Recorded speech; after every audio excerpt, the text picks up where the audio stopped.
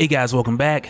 So now we are getting back into the Immortal Hulk as the series draws to a close. There's a few more issues left, and I am sad to see it go because Al Ewing has just created a masterpiece. But also, with that being said, I am very much looking forward to the new Hulk series coming out in November, which will be written by Donny Cates. And there's no telling where that's gonna go because Al Ewing hasn't finished yet. But I'm excited nonetheless because it's just good to know that the Hulk will still be in good hands. Because for a while, quite a few of us was worried, we was like, who's gonna take it from here? And now that we know, it's kind of like a sigh of relief. But with jumping back in, we've got to talk about what happened after your Joe Fixit cosmic-infused Hulk ran into Thor in the Avengers, who stepped to him in Manhattan, but Joe Fixit wasn't backing down for nobody. So let's get into it. But first, if you're new to the channel, be sure to subscribe to catch the spills every week, and don't forget to hit that bell up top so we can squat up in the comments for the first hour.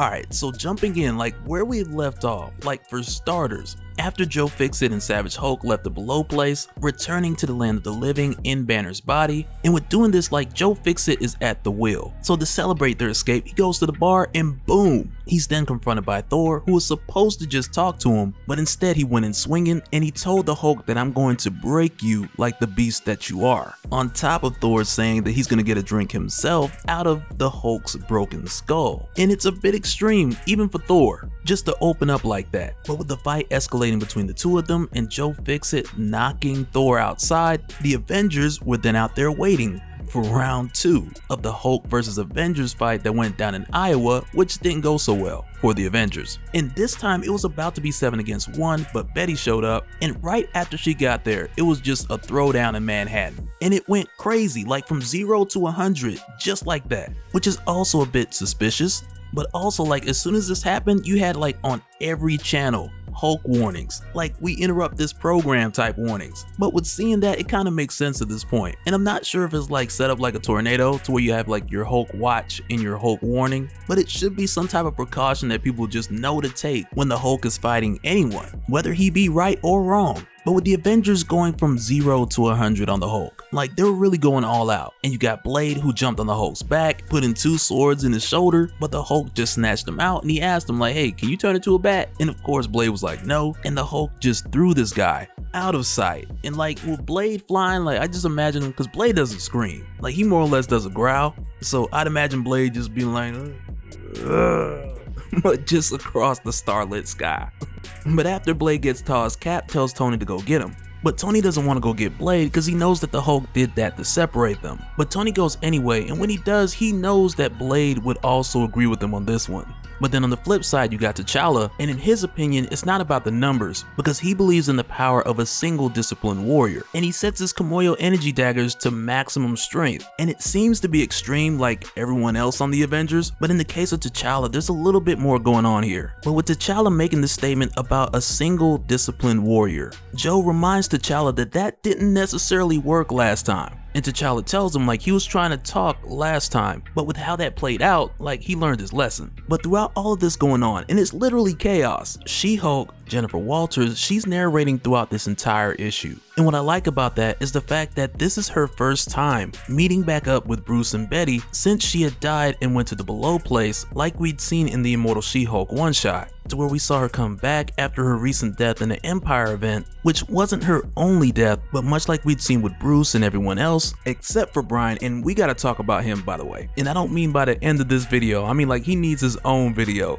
it's that serious. But like I was saying with Jennifer, just like many of the other Hulks, she only remembers her time in the Below Place from her recent resurrection. And I got a link to the video down in the description, to where at the time I called the video All Hulks Could Die, but fast forward to now, Joe literally fixed it.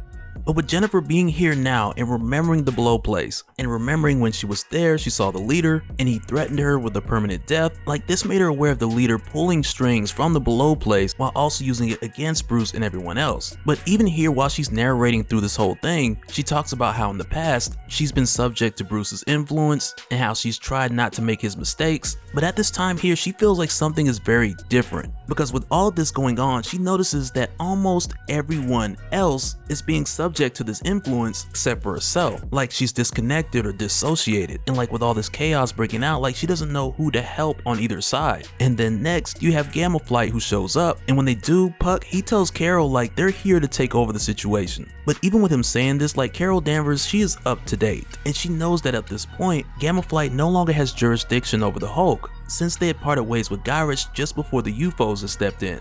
But when Carol calls them out, like Dr. McGowan's like, oh, okay, well so much for that. And she blasts Carol Danvers with a translocation device, sending Carol back to Dr. McGowan's old base in Arizona. And doing this really just to get Carol out of the way, because if not, she definitely would have stopped Gamma Flight. But then after this, back to the Hulk and Thor. Cause with the Avengers having this rage amplification, you got Thor over here who's talking that talk. But in the middle of all this, like Thor tells the Hulk, I know what you are. The hidden blight behind the World Tree. You're the darkness of Midgard made flesh. And it almost makes it seem like Thor knows a bit more about the Hulk than the other Avengers do, which would make for some pretty interesting future Hulk stories.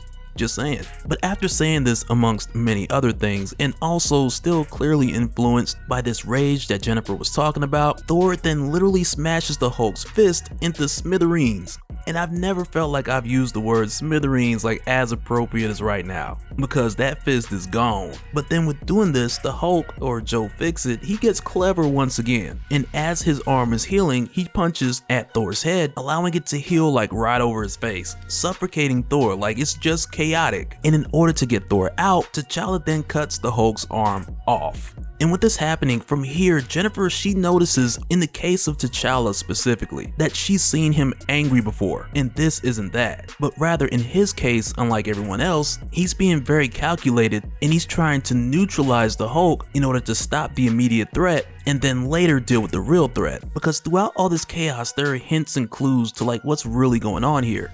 Like for example, when Captain America sees Rick Jones in this crazy looking state for the first time, and Steve told Rick like, I'm sorry this happened, like who did this? It's where the Hulk is like, you kidding? Like who is it always? Like in most cases when there's Hulk shenanigans going on, the leader has something to do with it. And this was one of the things that Jennifer had eventually picked up, with T'Challa moving so calculated, and it's because he wanted to stop the Hulk to end the immediate danger first, so that after that the next solution would be the leader. And at this point, when T'Challa jumps back in after helping Thor, he yells something over the Hulk screaming, but we don't see what it is, like Jennifer couldn't quite make it out. And with seeing this, Betty steps forward, and Jennifer thinks that Betty's about to help out, but Betty stops and she looks at Jennifer, which then lets Jennifer know like at this point now she's got to choose between her team and her family, and she chooses family. And with making this decision, she hits everyone with a thunderclap, creating enough space for Dr. McGowan to get them out of there just as Iron Man and Blade get back. And just like Tony said earlier, like going to get Blade wasn't the right move, and Blade totally agreed.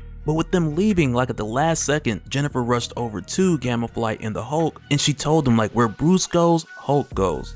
Which in this case wasn't too far away, but really just far enough, like from Manhattan to Brooklyn, and I'm pretty sure Blade got thrown further than that earlier. But with them getting here, which is just far away for them to get rested up and figure out where to go next. But then here's the thing with Jennifer, because like I mentioned, she had been narrating this thing the whole time. But her narration through all of this has really just been through her thoughts, because once again her words, she's having a harder time trying to get them out. So when Titania asks her like why did she help them, and even though Jennifer really can't get the words out, but in her mind Jennifer explains that her words are too small and the leader is too big, just explaining again how his influence from the below place hasn't only been pushing most of the Avengers to rage, but also holding Jennifer back. And at this point there's really nothing the Avengers can do about the leader, not with the power that he's amassed now in the below place, because through Betty's thoughts she explains that the Avengers, like they're just not equipped for this, because even with all the chaos that went on this day, the Avengers, their solution was surviving the chaos. But Jennifer says that surviving it's not enough, and in order to beat this you have to love the chaos like a Hulk, which is like our hint more or less towards the solution to stopping the leader, because this is something that only Banner and the other Hulks can truly resolve. But even with seeing this, it also has me thinking of the case of Walter Langowski,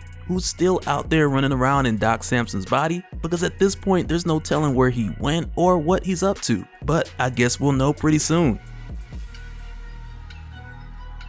And so now real quick, I want to give a special shout out to all the patrons. Thank you guys for all your support, and for anyone who's new here who wants more information on how to support the channel, I got a link below so you can go to patreon.com/Tony patreon.com/dopespill. But that'll do it for this one, guys. Let me know your thoughts down in the comments below, and we'll do it again on the next one. Alright, later.